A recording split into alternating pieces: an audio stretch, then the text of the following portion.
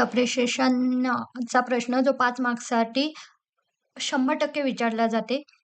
जर appreciation if पोएमवर आलं तर काय लिहायचंय? जर असेच्या असे कॉपी केलं तर 5 marks fix. Title.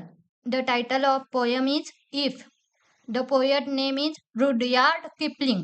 Rhyming schemes A, B, C, D. Same pattern in every stanza.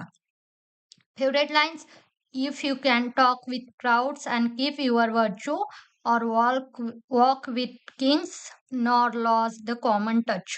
Okay, 3 points झालेत. एक दोन लाईन्स जास्त ऍड करायच्या फेवरेट लाईन्स मध्ये. With 60 second worth of distance runs. Yours is the earth and everything that's in it. Central idea काय आहे पोएमची theme? The central idea of the poem is advice given by a father to his son about life.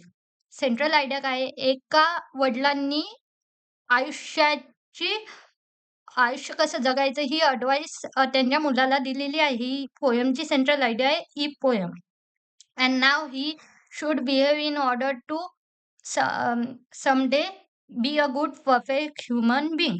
आणि तो आता ते perfect आयुष्य, perfect एक human being बनण्यासाठी तसे आयुष्य जगणार आहे.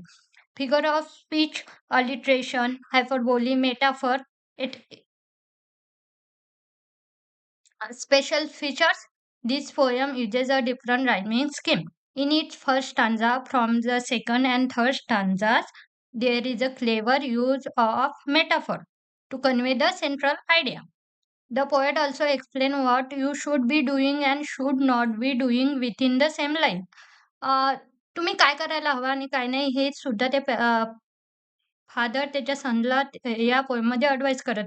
I like this poem as it deals with an important topic on our attitude and outlook toward life. Why I like this poem? Because it deals with an important topic. तुम्ही आयुष्याकडे बघण्याचा तुमचा दृष्टिकोन कसा हवा हे या पोएम मध्ये तुम्हाला त्या फादरच्या कडून त्याच्या सनला ॲडवाइस दिली जाते. That will help us become successful and B a good person. तो दृष्टिकोन तुम्हाला एक सक्सेसफुल आणि खूप चांगला पर्सन बनायला मदत करू शकते. 2 मिनिटात एक पॅरेग्राफ लिहिला, 5 मार्क्स फिक्स. ही पोएम जर विचारली तर मी हे 100% लिहिणार आहे. ओके.